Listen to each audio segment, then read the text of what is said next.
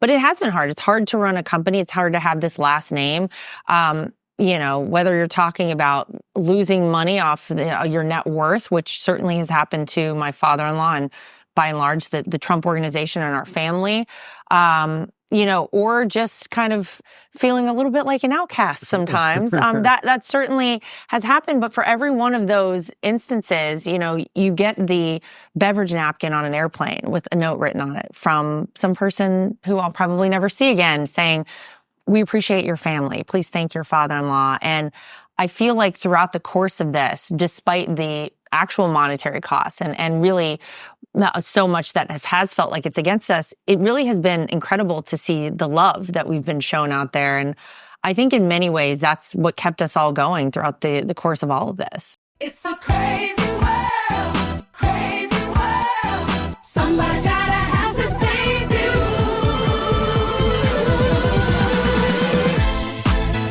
It's a crazy world. It's a crazy world. Somebody's gotta have to save you.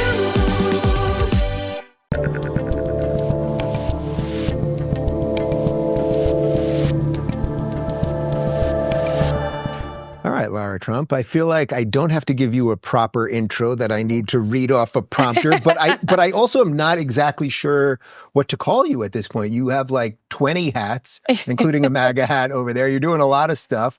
But since this is my this is my last interview before Thanksgiving, and then we're taking a little time off, I thought that would be an interesting place to start. Are you ready to take a breath? Because this has been quite a run, let's say, over the last couple of months. The last couple of months, I would honestly say the last 9 years, to be really honest with you. And what my current title is still co-chair of the RNC. Yeah.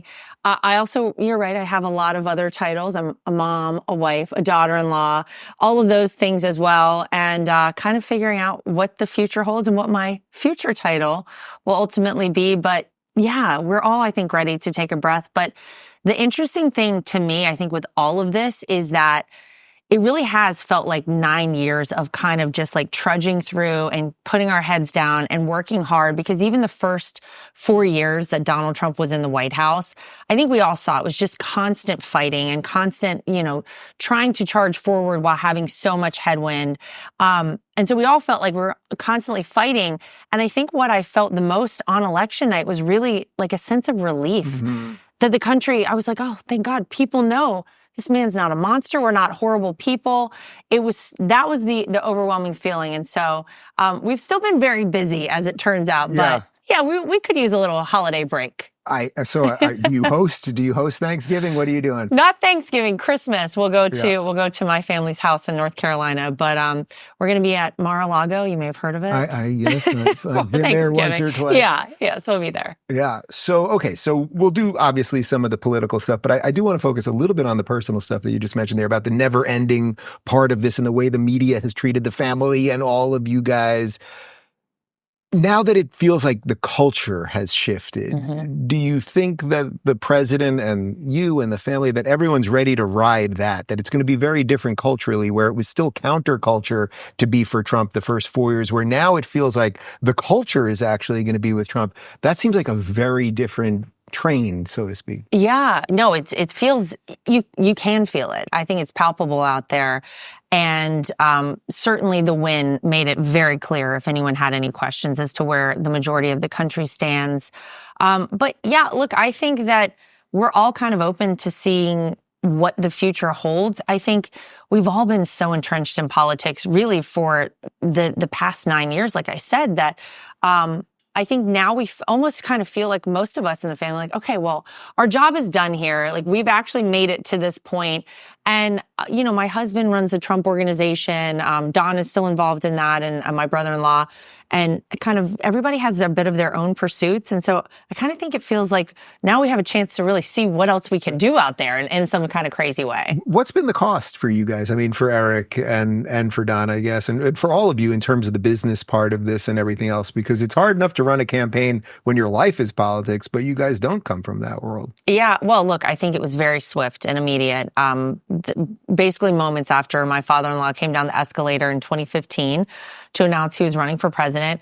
You know, you had Macy's jumping in to kind of cut off business with him. You had a whole host of people who had been, you know, very much in line with what was happening at the Trump organization, kind of pulling out and saying, oh, we can't be a part of this. And that continued really over the past 8 years or so. And I guess it kind of culminated in some ways in what we saw happen with all the lawfare, you know, against my father-in-law.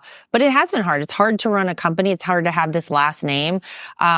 You know, whether you're talking about losing money off your net worth, which certainly has happened to my father-in-law and by and large the Trump organization and our family, you know, or just kind of feeling a little bit like an outcast sometimes. That certainly has happened. But for every one of those instances, you know, you get the beverage napkin on an airplane with a note written on it from some person who I'll probably never see again saying, we appreciate your family. Please thank your father-in-law. And I feel like throughout the course of this, despite the actual monetary costs and really so much that has felt like it's against us, it really has been incredible to see the love that we've been shown out there. And I think in many ways, that's what kept us all going throughout the course of all of this. It should be noted that, if I'm not mistaken, you do fly coach when you're doing a lot of these things. I sure do. Or at least Sage was flying coach during a lot of these things. Yeah, we so do. when you're getting those notes, I mean, you are sitting with the people. Like, I think that's partly what people also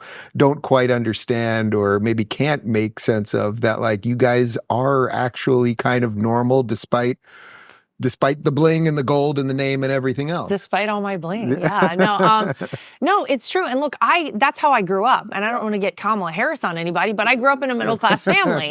And that's really my background. But I was actually so impressed when I first started dating my husband that he was like that too. And you, of course, you assume, Dave, that, you know, a Trump is going to fly private all the time and they're not going to be sitting in a coach seat if they ever did fly commercial. And that is actually not what I found. I found that this was a very relatable family. And quite frankly, it's one of the reasons I'm here today, that I stuck around for all this time. But yeah, of course. And actually the funny story is when I was elected as co-chair of the RNC, this was back at the beginning of March, and we had our Republican National Committee spring meeting in Houston.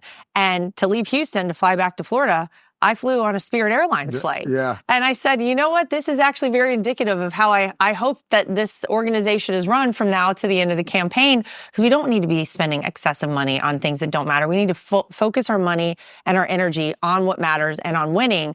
And so, yeah, you'll see me on a commercial flight near you soon. What do you make of that battle? I guess it's a little less of a battle now that Trump has won, but the battle that was brewing between sort of the Trump direction of everything and the RNC direction that seemed to be kind of old and stodgy. You know, I was at the Miami debate that obviously Trump didn't go to, but when Ronna McDaniel got out there, she basically got booed at a Republican national at a debate.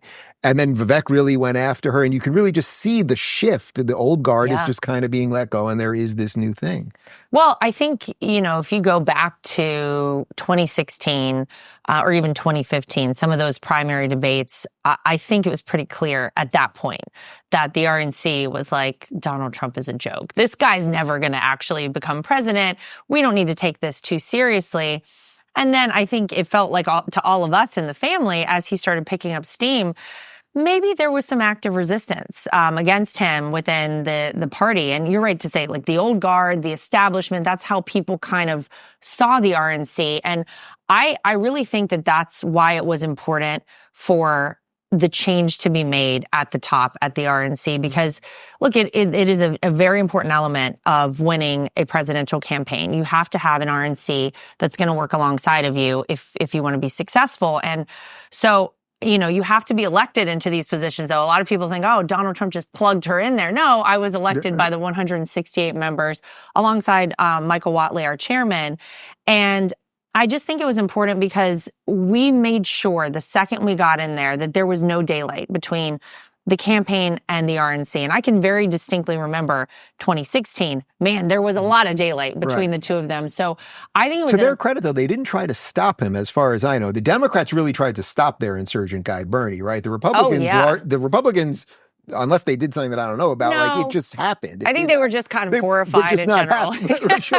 Sure. No, I don't think there was any active, resistance in that fashion. But I do think that, look, it's a lot to have this guy, this brash billionaire, media mogul, Donald Trump come in and just kind of like shake up the political landscape. I don't know that they were ready for that, but this time that's really what was very important to see happen. If you're looking for more honest and thoughtful conversations about politics instead of nonstop screaming, check out our politics playlist. And if you want to watch full interviews on a variety of topics, watch our full episode playlist, all right over here. And to get notified of all future videos, be sure to subscribe and click the notification bell.